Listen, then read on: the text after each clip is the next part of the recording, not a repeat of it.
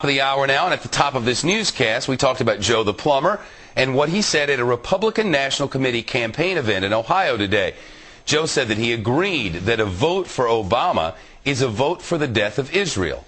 Joe the Plumber is on the line with us now. Joe, thanks for joining us. Why specifically is a vote for Barack Obama a vote for the death of Israel?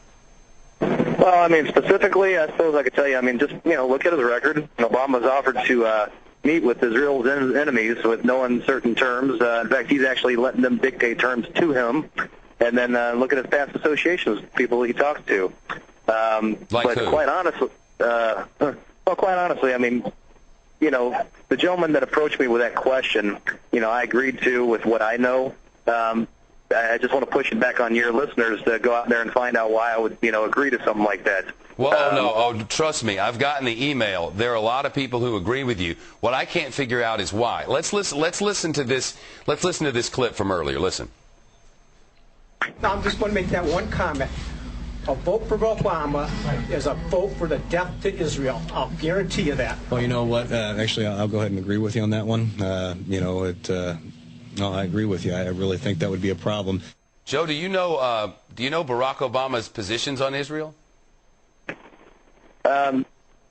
Listen, I know you want to really get some answers on this one. I'm just not going to help you out here, Shepard. Let people go out and find. That's what I've been telling people. Get out and vote, but find out the issues. Find out why they would think I would say that, or why Obama says what he says, or why McCain says what he says. So, do you think John McCain agrees with you? No, it's just my personal opinion that I've come up with, by looking into different facts and what I think. That's my message has been about. I've been telling people to go out and vote.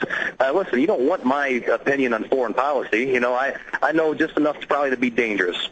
Yeah, well, that's what I was kind of wondering. I wonder if you think it's dangerous at all for people to say a vote for Barack Obama is the same as a vote for Israel. If you think that's something dangerous for people to start believing, because what happens if the polls are right and he becomes the president of the United States and people start thinking this means the death of Israel? Are you worried what people might do if they actually believe something like that? Well, that's, again, goes back to what I just got done saying. I mean, some people believe it wholeheartedly. This gentleman I spoke to is middle America. Therefore, it's very important to him.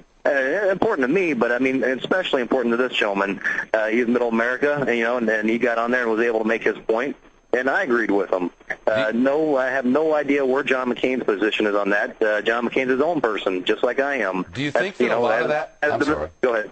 I was just going to say, do you think a lot of that has to do with some hateful things that spread all over the Internet? I mean, after all, Barack Obama has said repeatedly, time after time, that there is nothing more important than the United States' friendship with Israel, and that the United States will back up Israel every moment of every day if and when he becomes president of the United States. He could not have been clearer about it in his positions and in his speeches. And I just wonder what it is that makes you think that he's lying about that.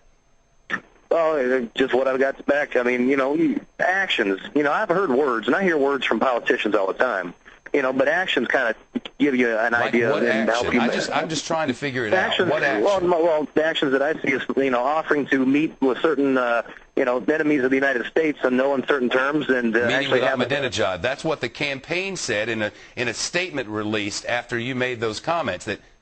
In fact, let's put the statement up on the screen, why don't we? This is what the McCain campaign released after you said that at the campaign event today. I believe we have it to put up on the screen. Yeah, here it is.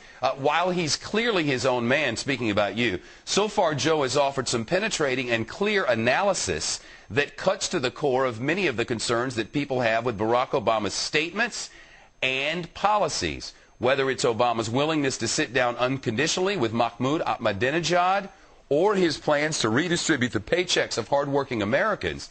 There is good reason to question the judgment that Obama would bring to the Oval Office.